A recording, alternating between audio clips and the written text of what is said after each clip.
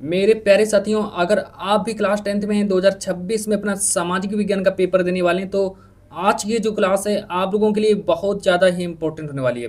क्योंकि देखिए, आज की इस क्लास में हम लेकर के आए हैं 2026 का सामाजिक विज्ञान का मॉडल पेपर, जिसका कोड रहने वाला है 801 BO। मेरे प्यारे बच्चों, आप लोग इस मॉडल पेपर को जरूर से जरूर तैयार करके पेपर देने जाना था, क्योंकि इस मॉडल पेपर में मैंने उन प्रश्नों को रखा है जो कि आप लोगों के बोर्ड एग्जाम में 100% पूछ जाएंगे। क्योंकि मॉडल पेपर में इतनी ज़्यादा इंपॉर्टेंट क्वेश्चन है कि इस मॉडल पेपर को तैयार करके मेरे पर जो आप लोग अपने पेपर में, जैसे ही आप लोग अपना पेपर देने जाओगे बोर्ड एग्जाम में सामाजिक विज्ञान का, तो सभी के सभी प्रश्न आप लोगों को इस मॉडल पेपर से मिल जाएंगे। क्योंकि यहाँ पर हम सामाजिक विज्ञान का पूरा मॉडल पेपर आप लोगों को सॉल्व करवाने वाले हैं। इस मॉडल पेपर को पूरा का पूरा तैयार कर लेना और पूरा का पूरा याद करके चले जाना। इस मॉडल पेपर की जितने भी प्रश्न हैं सबको एक तरफ से याद कर लेना, है ना। तो एक भी प्रश्नों को मत छोड़ना। अब चलो हम बात करते हैं कि इस मॉडल पेपर को हम पूरा का पूरा सॉल्व करवाएंगे। तो सबसे पहले देखो, यहाँ पर अपना अनुक्रमांक लिखना है और यहाँ पर अपना नाम लिखना है, पूरा एकदम सेम रियल यही मॉडल पेपर है। और इस मॉडल पेपर को पूरा का पूरा तैयार करने के बाद आप लोगों के 70 में 70 नंबर भी पक्के हो जाएंगे। समय जो रहने वाला समय हमारा 3 घंटे 15 मिनट का हमारा समय भी रहेगा, जो कि इस तरीके से देखो यहाँ पर दिया है। नोट हमारे सामने फिर दिया है, पूरा का पूरा मॉडल पेपर है। देखो नोट दिया, प्रारंभ के 15 मिनट परीक्षार्थियों को प्रश्न पत्र पढ़ने के लिए निर्धारित है। यानी कि जो देखो 15 मिनट आप लोगों को प्रश्न पत्र को पढ़ना है। अब निर्देश पढ़ लेते हैं। निर्देश आप लोग पढ़ लो कि यह प्रश्न पत्र 2 खंडों में विभाजित होगा। निर्देश नंबर 2 कि प्रश्न पत्र के खंड आ में 20 नंबर का बहुविकल्पी प्रश्न पूछे गए हैं।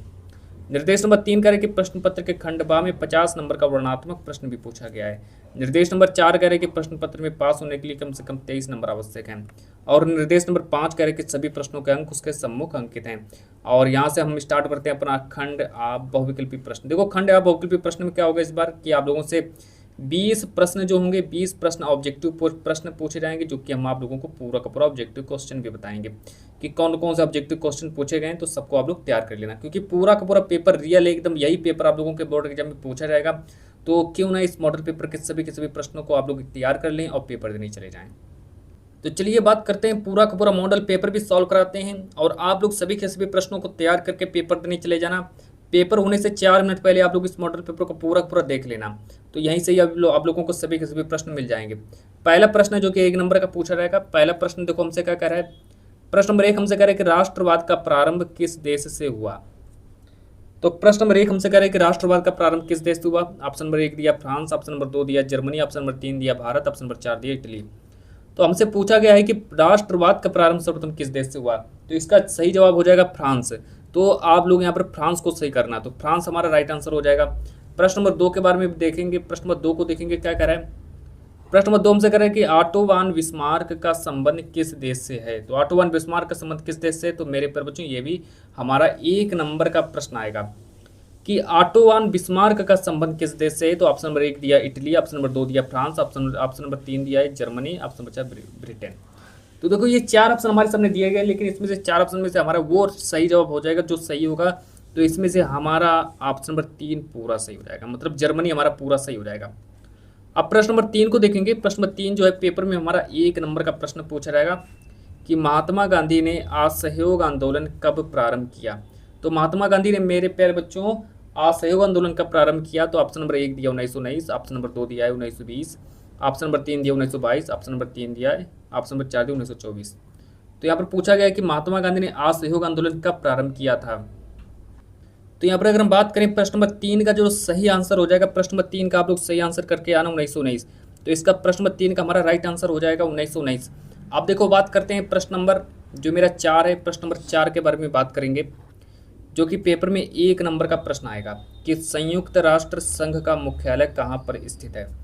प्रश्न नंबर 4 कह रहे कि संयुक्त राष्ट्र संघ का मुख्यालय कहाँ पर स्थित है। 4 ऑप्शन देख लो, लेकिन इस 4 ऑप्शन में से हमारा कौन सा सही जवाब हो जाएगा। तो सबसे पहले 4 ऑप्शन में से हमारा वो ऑप्शन सही हो जाएगा जिस यहाँ पर लिखा होगा न्यूयॉर्क। तो इसका सही जवाब हो जाएगा न्यूयॉर्क को सही करना है कि संयुक्त राष्ट्र संघ का मुख्यालय कहाँ पर है। तो आप लोग यहाँ पर न्यूयॉर्क को सही करना। अब देखो बात करते हैं प्रश्न नंबर 5 के बारे में। प्रश्न नंबर 5 को देखेंगे क्या कह रहा है प्रश्न नंबर 5। तो प्रश्न नंबर 5 को देखेंगे कि बंगाल में पहली जूट मिल कब शुरू हुई थी। तो बंगाल में पहली जूट मिल कब शुरू हुई थी। तो मेरे प्यारे बच्चों 1 नंबर का ये भी प्रश्न देखो आएगा। प्रश्न नंबर 5 का जो मेरा सही जवाब हो जाएगा 1855 को सही करके आना। तो प्रश्न नंबर 5 का हमारा सही जवाब हो जाएगा 1855। और इसके बाद अगर हम बात करें प्रश्न नंबर 6 के बारे में, प्रश्न नंबर 6 हमसे कह रहे हैं कि लौह अयस्क किस प्रकार का संसाधन है। जो प्रश्न नंबर 6 का जो दिया है, लौह अयस्क किस प्रकार का संसाधन है। ऑप्शन नंबर 1 दिया नवीकरण योग्य, ऑप्शन नंबर 2 दिया प्रवाह, ऑप्शन नंबर 3 दिया जैव, ऑप्शन नंबर 4 दिया अनवीकरण योग्य। तो ये भी प्रश्न हमारा 1 नंबर का बनेगा। प्रश्न में कह रहे हैं कि लौह अयस्क किस प्रकार का संसाधन है। तो मेरे प्यारे बच्चों, लौह अयस्क जो है अनवीकरण योग्य प्रकार का संसाधन है। अब देखो बात करते हैं प्रश्न नंबर 7 के बारे में। प्रश्न नंबर 7 को देखेंगे, क्या कह रहा है कि कपास की खेती के लिए कौन सी मिट्टी सबसे अच्छी रहती है। मतलब कि कपास की खेती के लिए कौन सी मिट्टी उपयुक्त रहती है। तो ये भी हमारा 1 नंबर का बनेगा। तो कपास की खेती के लिए हमारी यहाँ पर काली मिट्टी जो होती है सबसे अच्छी मानी जाती है। तो आप लोग यहाँ पर काली मिट्टी को टिक कर देना है ना। तो पेपर देने जाना तो OMR सीट में काली मिट्टी को भर देना। यहाँ पर आप लोगों का स्कोर पहुंचा, आप लोगों का 7 में 7 नंबर पूरे पक्के हो चुके हैं। अब चलो बात करते हैं प्रश्न नंबर 8 के बारे में। अब देखो प्रश्न नंबर 8 हमसे कह रहा है कि सलाल बांध है ना। तो प्रश्न नंबर 8 जो कि पेपर में 1 नंबर का प्रश्न आएगा कि सलाल बांध जो है किस नदी पर बना है। तो सलाल बांध जो है मेरे प्यारे बच्चों किस नदी पर बना है। ऑप्शन नंबर 1 दिया महानदी पर बना है, ऑप्शन नंबर 2 दिया है सतलज नदी पर बना है, और फिर इसके बाद हमारा जो ऑप्शन नंबर 3 दिया है चिनाब नदी पर बना है, ऑप्शन नंबर 4 दिया है कृष्णा नदी पर बना है। तो सलाल बांध जो है कहाँ पर है, किस नदी पर है। तो इसको आप लोग याद रखेंगे चिनाब नदी पर बना है सलाल बांध। अब देखो बात करते हैं प्रश्न नंबर हमारा जो 9 रहने वाला है। प्रश्न नंबर 9 को देखेंगे। प्रश्न नंबर 9 को देखेंगे कि निम्न में से किस राज्य में सीढ़ीदार खेती की जाती है। तो किस राज्य में सीढ़ीदार खेती की जाती है। तो ये प्रश्न जो है 1 नंबर का बनेगा। अब देखो यहाँ पर देखो सारे के सारे चारों के चारों ऑप्शन आप लोगों को यहाँ पर गलत दिख रहे हैं। धान, चना और गेहूं और तरबूज है ना।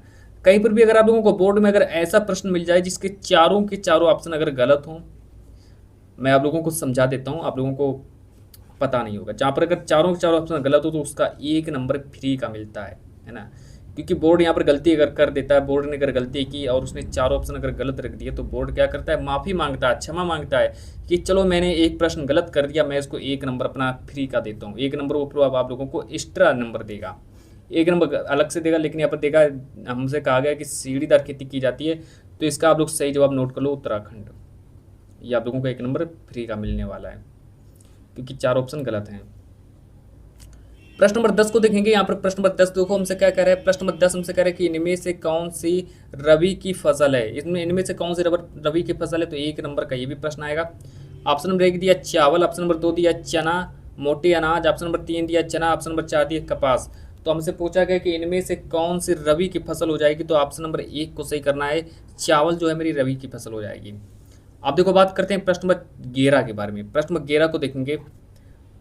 प्रश्न नंबर 11 हमसे कह रहे हैं कि बेल्जियम में निम्नलिखित में से कौन सी भाषा नहीं बोली जाती है। बेल्जियम में निम्नलिखित में से कौन सी भाषा नहीं बोली जाती है। तो 1 नंबर का भी प्रश्न आएगा।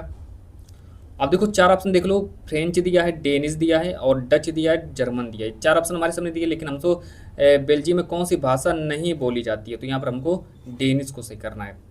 अब देखो बात करते हैं प्रश्न नंबर 12 के बारे में। प्रश्न नंबर 12 को देखेंगे। प्रश्न नंबर 12 हमसे करें कि संसदीय प्रजातंत्र की स्थापना किस देश में सर्वप्रथम हुई। तो ये जो प्रश्न 1 नंबर का आएगा कि संसदीय प्रजातंत्र की स्थापना सर्वप्रथम किस देश में हुई। इटली दिया है, इंग्लैंड दिया है, फ्रांस दिया है, जर्मनी दिया है। तो संसदीय प्रजातंत्र की स्थापना सर्वप्रथम किस देश में हुई। तो यहाँ पर आप लोगों को क्लिक करना है, इंग्लैंड को सही करना है। तो OMR सीट में आप लोगों को इंग्लैंड को भरना है। अब देखो बात करते हैं प्रश्न नंबर 13 के बारे में। प्रश्न नंबर 13 को देखेंगे कि निम्नलिखित में से कौन सा संघीय सूची का विषय। संघीय सूची का कौन सा विषय। तो 1 नंबर का ये भी आएगा। प्रश्न नंबर 13 करें कि निम्नलिखित में से कौन सा संघीय सूची का विषय। तो देखो रक्षा दिया है, व्यापार दिया है, कृषि दिया है और यहाँ पर हमको शिक्षा दिया है। तो यहाँ पर हमको व्यापार को सही करना है। अब देखो बात करते हैं प्रश्न नंबर 14 के बारे में। प्रश्न नंबर 14 देखो हमसे क्या करें कि भारत में मताधिकार की आयु कितनी होती है। 1 नंबर का आएगा। तो भारत में मताधिकार की आयु मेरे पर जो अगर वोट डालने की उम्र आप लोगों की 18 वर्ष होनी चाहिए। अगर ऑप्शन में 18 वर्ष दिया तो वही हमारा सही जवाब हो जाएगा। तो चलो 4 ऑप्शन कौन कौन से हैं तो उनको देख लेते हैं। देखो ऑप्शन नंबर 1 दिया 21 वर्ष, ऑप्शन नंबर 2 दिया 25 वर्ष, ऑप्शन नंबर 3 दिया 20 वर्ष, ऑप्शन नंबर 4 दिया 18 वर्ष। तो इसका हमारा सही जवाब हो जाएगा 18 वर्ष को सही करेंगे। प्रश्न नंबर 15 को देखेंगे क्या कह रहा है। प्रश्न नंबर 15 कह रहा है कि निम्नलिखित में से संघात्मक शासन कहाँ नहीं है। प्रश्न नंबर 15 कह रहा है कि निम्न में से संघात्मक शासन कहाँ नहीं है। तो ये भी हमारा 1 नंबर का प्रश्न आएगा। तो इसका सही जवाब हो जाएगा भारत को सही करना है, भारत को सही कर देना कि संघात्मक शासन कहाँ नहीं है। तो प्रश्न नंबर 15 का भारत सही हो जाएगा कि भारत में संघात्मक शासन नहीं है। अब देखो बात करते हैं प्रश्न नंबर 16 के बारे में। प्रश्न नंबर 16 को देखेंगे कि उपभोक्ता को न्याय पाने के लिए कहाँ जाना चाहिए। जो उपभोक्ता जो होता है, उपभोक्ता को अगर न्याय अगर पाना है तो उसको कहाँ जाना चाहिए, तो 1 नंबर का ये भी प्रश्न आएगा।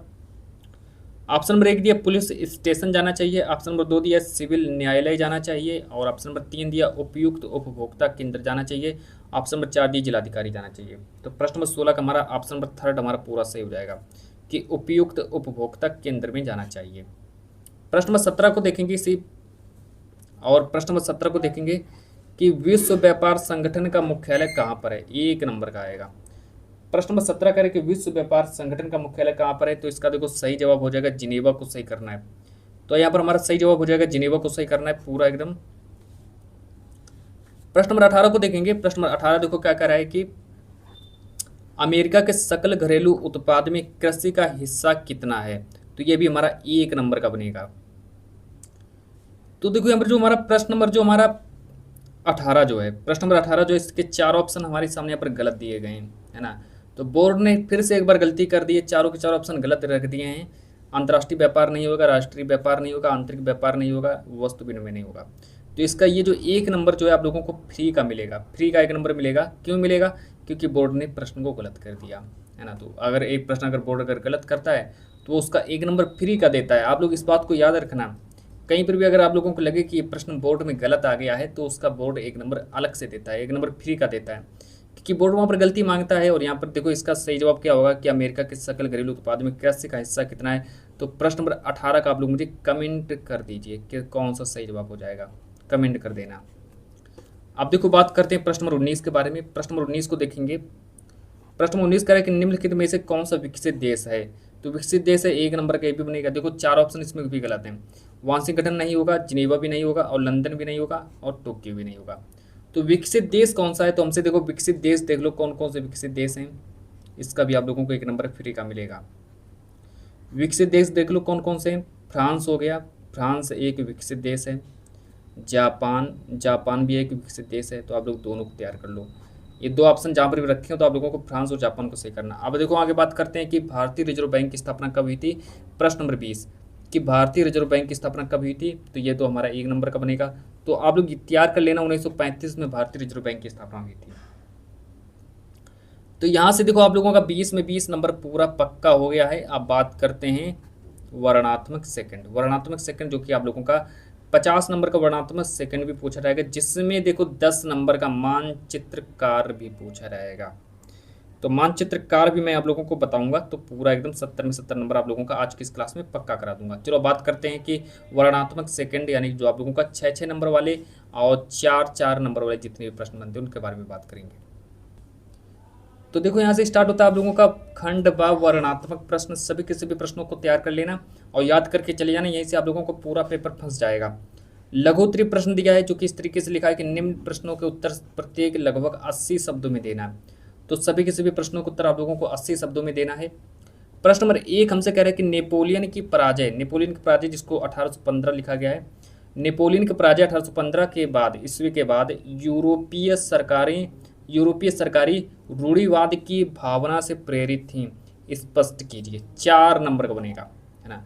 तो आप लोगों को इसको स्पष्ट करना है, पहले ही चैप्टर से इसको उठाया गया है कि नेपोलियन की पराजय 1815 के बाद यूरोपीय सरकारी रूढ़िवाद की भावना से प्रेरित थी, स्पष्ट करना है इसको हमें। अथवा करके दिया, अगर आप लोगों को इसका आंसर नहीं याद है तो आप लोग इसका भी आंसर लिख सकते हो। प्रश्न इसका देखो जो आप लोगों को अथवा करके दिया है कि कपड़ा उद्योग में क्रांति लाने वाले 4 प्रमुख आविष्कारों का वर्णन करो। तो कपड़ा उद्योग में क्रांति लाने वाले 4 प्रमुख आविष्कारों का वर्णन कीजिए। तो आप लोग इसका भी आंसर लिख सकते हो, मतलब अथवा करके दिया तो आप लोग इसका लिखो या फिर इसका आंसर लिखो, 2 में से एक आंसर लिखना है। आप देखो बात करते हैं प्रश्न नंबर 2 के बारे में कि संसाधन संरक्षण से आप क्या समझते हैं। प्रश्न नंबर 2 कह रहा है कि संसाधन संरक्षण से आप क्या समझते हैं, यह क्यों आवश्यक है, कोई 2 तर्क या कोई 2 कारण बताइए। 4 नंबर का प्रश्न आएगा, लेकिन फिर इसके बाद अगर आप लोगों को इसका आंसर नहीं याद है तो एक और मौका आप लोगों को दिया जाता है। अथवा करके लिखा है तो देखो 2 प्रश्न आप लोगों से पूछे जाएंगे, जिसमें से एक प्रश्न जो होगा उसमें से आप लोगों को 2 में से एक प्रश्न का उत्तर आप लोगों को लिखना होगा, या फिर आप चाहें तो इसका भी उत्तर लिख सकते हैं कि जल संसाधनों का संरक्षण क्यों आवश्यक है और वर्षा जल संग्रहण के 2 उद्देश्य बताइए। तो आप लोग इसका आंसर लिखो या फिर आप लोग इसका आंसर लिखो, 2 में से एक का उत्तर लिखना है। चलो बात करते हैं प्रश्न नंबर 3 के बारे में। प्रश्न नंबर 3 देखो, जो कि पेपर में 4 नंबर का पूछा जाएगा कि संघवाद क्या है, इसके प्रमुख विशेषताएं बताइए। संघवाद क्या है, इसकी प्रमुख विशेषताएं बताइए। तो आप लोग विशेषताएं लिख सकते हैं, 4 नंबर का विशेषताएं लिखना है आप लोगों को। एक हमारे सामने अथवा करके ऑप्शन दिया है कि भारत में सामाजिक विभिन्नताओं के लिए उत्तरदायी 3 प्रमुख तत्वों का उल्लेख कीजिए। तो भारत में सामाजिक विभिन्नताओं के लिए उत्तरदायी 3 प्रमुख कारणों का उल्लेख करो, तो 4 नंबर मिल जाएगा आप लोगों का। आप देखो यहाँ पर बात करते हैं प्रश्न नंबर 4 के बारे में कि भारत अर्थव्यवस्था के संगठित असंगठित क्षेत्र में श्रमिकों की किन्हीं 3 समस्याओं का उल्लेख कीजिए। तो 4 नंबर का देखो प्रश्न ये पूछा जाएगा हमसे। फिर यहाँ पर हमसे अथवा करके पूछा गया। देखो अगर आप लोगों को उसका उत्तर नहीं याद है तो आप लोग इसका भी उत्तर लिख सकते हो कि दैनिक जीवन में मुद्रा को किस प्रकार उपयोग किया जाता है। दैनिक जीवन में मुद्रा को किस प्रकार उपयोग किया जाता है, उदाहरण सहित स्पष्ट कीजिए। तो ये आप लोगों का 4 नंबर वाले, यानी कि जो हमारा जो प्रश्न रहेगा, जो लघुत्तरी प्रश्न जो होंगे 4 प्रश्न पूछे जाएंगे और 16 नंबर का लघुत्तरी प्रश्न पूछा जाएगा। अब देखो बात करते हैं वर्णनात्मक सेकंड, जो आप लोगों का विस्तृत उत्तरीय प्रश्न पूछे जाएंगे कि निम्न प्रश्नों के उत्तर प्रत्येक लगभग 150 शब्दों में लिखना है। तो 150 शब्दों में आप लोगों को प्रश्नों का उत्तर लिखना है, जो कि 6 नंबर वाले प्रश्न पूछे जाएंगे, जो कि आप लोग यहाँ पर देख रहे हैं। कि प्रश्न नंबर 1 कह रहा है कि महात्मा गांधी द्वारा सुझाए गए असहयोग आंदोलन के संदर्भ में 3 मुख्य सुझावों का उल्लेख करिए मेरे प्यारे बच्चों। 6 नंबर का प्रश्न आएगा। एक अथवा करके मौका दिया गया है आप लोगों को, आप लोग इसको भी सही कर सकते हैं कि भूमि निम्नीकरण का अर्थ बताइए। भूमि निम्नीकरण के लिए उत्तरदायी उद्योग किस प्रकार उत्तरदायी हैं। तो अब देखो 6 नंबर वाले प्रश्न हैं, और 6 नंबर प्रश्न है तो बड़े बड़े प्रश्न तो होंगे, है ना। या इसका लिखो उत्तर या फिर इसका उत्तर, 2 में से एक का उत्तर लिखना है। प्रश्न नंबर 2 देखो क्या कह रहा है। प्रश्न नंबर 2 जो रहने वाला हमारे आप लोगों के पेपर में 6 नंबर का प्रश्न नंबर 2 पूछा जाएगा कि उद्योग पर्यावरण को कैसे प्रदूषित करते हैं, किन्हीं 4 प्रकारों के प्रदूषण का उल्लेख कीजिए। जो उद्योग जो होते हैं पर्यावरण को कैसे प्रदूषित करते हैं, किन्हीं 4 प्रकार के प्रदूषण का उल्लेख कीजिए। तो आप लोग इसका उल्लेख लिख सकते हैं। आप देखो अथवा करके दिया गया है। अगर आप लोगों को इसका उत्तर नहीं याद है तो आप लोग इसका उत्तर लिख सकते हैं कि जनसंख्या के साधन किस तरह लोगों में जागरूकता उत्पन्न करते हैं, इसकी भूमिका को स्पष्ट कीजिए। जैसे हमसे कहा गया कि जो जनसंख्या के साधन जो है किस तरह लोगों में जागरूकता उत्पन्न करते हैं, इसकी भूमिका को स्पष्ट करना है। 6 नंबर का प्रश्न आएगा। फिर इसके बाद देखो प्रश्न नंबर 3 को देखो क्या कह रहा है। प्रश्न नंबर 3 हमसे कह रहा है कि राजनीतिक दल का क्या तात्पर्य है, लोकतंत्र में राजनीतिक दलों की विभिन्न भूमिकाओं की विवेचना कीजिए। तो ये भी प्रश्न हमारा 6 नंबर का बनेगा। एक अथवा करके दिया गया है, अथवा करके देख लो कौन सा प्रश्न है। अगर आप लोगों को इसका उत्तर नहीं याद है तो आप लोग इसका भी उत्तर लिख सकते हो कि भारतीय लोकतंत्र के समक्ष क्या चुनौतियां हैं, किन्हीं 3 का वर्णन करो। तो लिखा किन्हीं 3 का वर्णन कीजिए। तो आप लोग 3 का वर्णन कर देना है। यहाँ पर देखो लिखा कीजिए। पूरा मॉडल पेपर रियल फंस चुका है पेपर। प्रश्न नंबर 4 देखो कि मुद्रा वस्तु विभाजन की समस्या को किस प्रकार या फिर किस तरह सुलझाती है, उदाहरण देकर समझाइए। तो 6 नंबर का प्रश्न बनेगा आपके पेपर में। एक हमारे सामने अथवा करके दिया गया कि अल्प बेरोजगारी किसे कहते हैं, अल्प बेरोजगारी को दूर करने के 3 तरीके बताइए जिससे अतिरिक्त रोजगार का सृजन हो सके। तो ये प्रश्न हमारा पेपर में 6 नंबर का बनेगा। तो देखो यहाँ से आप लोगों का 6 नंबर वाले जितने भी प्रश्न 6 नंबर वाले हैं और जितने भी प्रश्न 4 नंबर वाले हैं वो सभी के सभी प्रश्न आप लोगों के कंप्लीट हो चुके हैं। अब यहाँ से आप लोगों के पेपर में पूछा जाएगा मानचित्रकार। तो आप लोग देख सकते हैं मानचित्रकार किस तरीके से पूछा गया है। मानचित्रकार के बारे में मैं आप लोगों को थोड़ा बता दूं। 5 प्रश्न जो होंगे आप लोगों का इतिहास से पूछा जाएगा। 5 प्रश्न जो रहने वाले हैं आप लोगों के इतिहास से पूछे जाएंगे, और जो 5 प्रश्न जो रहेंगे वो आप लोगों का भूगोल से पूछा जाएगा। तो इस तरीके से मिलाकर आप लोगों का 10 नंबर का मानचित्रकार भी पूछा जाएगा। तो चलो देख लेते हैं। निर्देश दिया है, पहले निर्देश को पढ़ेंगे। प्रश्न संख्या 9A तथा 9B मानचित्र से संबंधित है। 9A और 9B जो है मानचित्र से संबंधित है। तो सबसे पहले 9A को देखेंगे। 9A कह रहा है कि निम्नलिखित स्थानों को भारत के दिए गए रेखा मानचित्र में चिन्ह द्वारा नाम सहित दर्शाइए। सही नाम तथा सही अंकन के लिए 1/2 + 1/2 अंक निर्धारित हैं। तो 1/2 + 1/2 अंक निर्धारित कर दिए गए। तो आप लोग सभी के सभी प्रश्नों को तैयार कर लेना। 5 प्रश्न पूछे जाएंगे इतिहास में, जो कि आप लोगों के सामने लिखे हैं कि वही स्थान जहाँ सितंबर 1920 में कांग्रेस का अधिवेशन हुआ। पूरा तैयार कर लेना। 1 नंबर का आएगा प्रश्न। आप देखो बात करते हैं प्रश्न नंबर 2 के बारे में कि वह स्थान जहां सूती मिल श्रमिकों का सत्याग्रह हुआ, तो ये भी प्रश्न हमारा 1 नंबर का बनेगा। प्रश्न नंबर 3 देखो हमसे कह रहा है कि वह स्थान जहां असहयोग आंदोलन का कार्यक्रम स्वीकार किया गया, तो ये भी हमारा 1 नंबर का बनेगा। प्रश्न नंबर 4 को देख लेते हैं। प्रश्न नंबर 4 हमसे कह रहे हैं कि महात्मा गांधी ने सविनय अवज्ञा आंदोलन किस स्थान में प्रारंभ किया, तो ये भी हमारा 1 नंबर का बनेगा। प्रश्न नंबर 5 को देख लो। प्रश्न नंबर 5 कह रहे हैं कि वह स्थान जहां जलियांवाला बाग हत्याकांड हुआ, तो ये भी हमारे 5 नंबर का आप लोगों का इतिहास से पूछा जाएगा। तो ये आप लोगों के 5 नंबर समाप्त हुए। अब चलो बात करते हैं भूगोल के बारे में कि भूगोल में कौन कौन से प्रश्न पूछे गए हैं। यहाँ पर देखो लिखा है 9B। 9B कह रहे हैं कि निम्नलिखित भारत के मानचित्र में संबंधित निम्नलिखित को दर्शाई। तो मानचित्र आप लोगों को दिया जाएगा जिसमें से आप लोगों को इस प्रकार के चिन्ह द्वारा दर्शाना है, और इसको में इस प्रकार के चिन्ह द्वारा दर्शाना है, इसको में इस प्रकार के चिन्ह द्वारा दर्शाना है, इसको में इस प्रकार चिन्ह द्वारा, इसको इस प्रकार चिन्ह द्वारा, मतलब पांचों के पांचों प्रश्नों को आप लोगों को चिन्ह द्वारा दर्शाना है ना।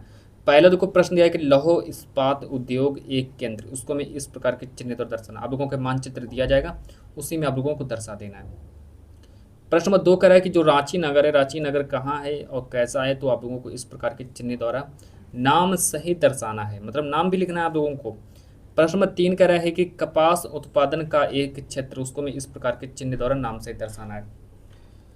प्रश्न नंबर 4 कह रहा है कि नागार्जुन सागर बांध, इसको में इस प्रकार के चिन्ह द्वारा नाम सहित दर्शाइए। और प्रश्न नंबर 5 कह रहा है कि ब्रह्मपुत्र नदी, उसको में इस प्रकार के चिन्ह द्वारा नाम सहित दर्शाना है। तो देखो यहाँ पर आप लोगों का पूरा मॉडल पेपर समाप्त हो चुका है। पूरा का पूरा मॉडल पेपर अगर आप लोगों ने तैयार कर लिया और याद करके चले गए तो 70 में 70 नंबर आप लोगों का इसी मॉडल पेपर से पक्का हो जाएगा।